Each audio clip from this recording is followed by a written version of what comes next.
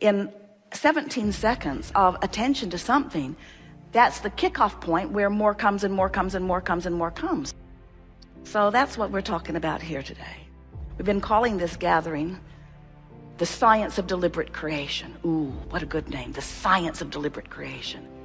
Me sifting and sorting and scientifically coming to personal conclusions of what I prefer, and paying attention to the chemistry of my body, recognizing the feelings that I'm feeling to let me know whether I'm in vibrational alignment with what I put into the vortex or not. And incrementally, day by day, getting better and better until there is that good feeling, good feeling, good feeling, and then that magnificent tipping point where it moves just not from feeling, but it moves into full-blown manifestation where I can embrace it and see it and smell it and taste it and touch it and lick it, and so can anybody else have view to it, because my manifestations are now out there vivid for everyone to acknowledge. You said, I am the creator of my experience. We love the science of deliberate creation, the all day, every day, noticing where I am, identifying where I want to be, and then giving my undivided attention to where I'm going. That's what we mean by science, ever changing, always looking forward. Science in your physical world is a sort of stymied, sort of shooting itself in the foot often, because it is so much more involved in what is than in what's in the vortex. And that's the difference between what we are teaching you here in this Art of Allowing workshop. This is the gathering where you learn about the vibrational version that precedes all manifestational versions. And if you believe us when we say that the vortex version is there, and even more important, if you believe us when we say that the vortex version is there and that the vortex version is the now reality, it is now. In Australia, it's tomorrow, did you know?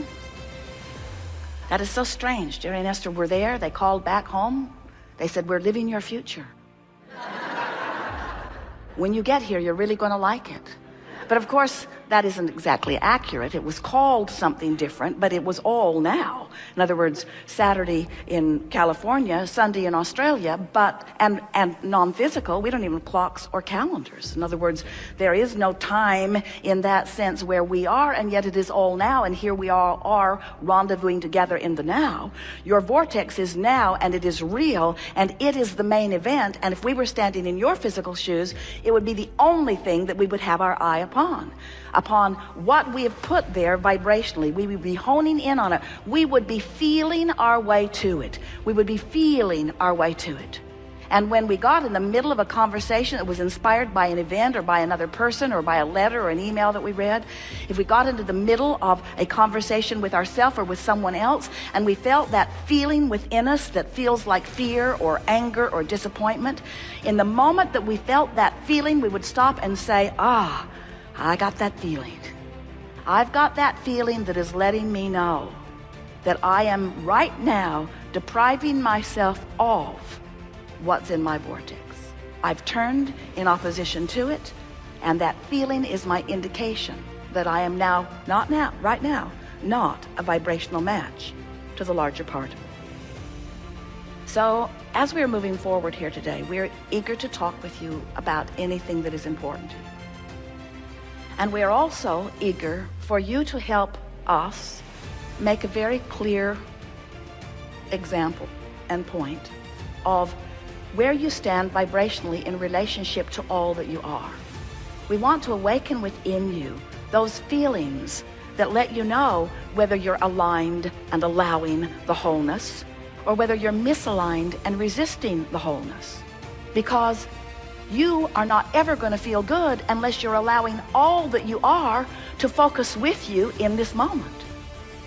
And we just have to be very blunt with you. If you focus in ways that the source within you will not now focus, has never focused, and will never focus, then you're going to get that feeling, that out of the vortex feeling, that indicator that lets you know. You certainly have free will to do that. You can do it today, all day today, and tomorrow if you want to. You can do it for the rest of your life. You can do it until you've deprived yourself of the life force of well-being and you croak. You can do it. You can do it. We just want to really, in a pointed way, say, why? Why would you do it? Why would you for a moment deprive yourself of all that you are? And we think it's because you've been confused about what's going on. We think it's because you are so oriented into the physicalness and the manifestation of things that when you want things that haven't showed up, your attention is upon the absence of them. So the absence of them has trained your vibration into a habit that doesn't feel good. It doesn't feel good, but it's a habit. And the reason it's a habit is because law of attraction keeps making it easier for you to think the thought that you've been thinking. What's active in your vibration shows up around you. When you give your attention to a thought, it activates within you. And when there's an active vibration within you, then law of attraction brings you other thoughts like it. So the first thing that happens when you activate a thought is that other thoughts like it show up. And as you think about those other thoughts, then it becomes even more active, and then other people show up, experiences start showing up. It's a very powerful time that you live in, because in 17 seconds of attention to something, that's the kickoff point where more comes and more comes and more comes and more comes. So it's easy for us to explain to you in a very understanding and loving way why it's hard for you to change your thought, because law of attraction makes it easier for you to think the thought you've been thinking than to think a new.